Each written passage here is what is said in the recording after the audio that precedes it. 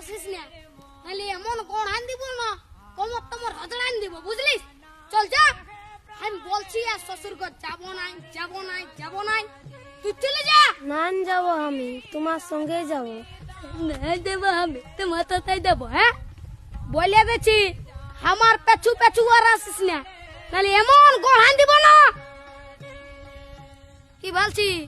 ও দাদা, তোর বউ আছে? হ্যাঁ, নাই গো কেন? ওই জন্যই শান্তি হিরোর রকম ঘুরে বলছিস।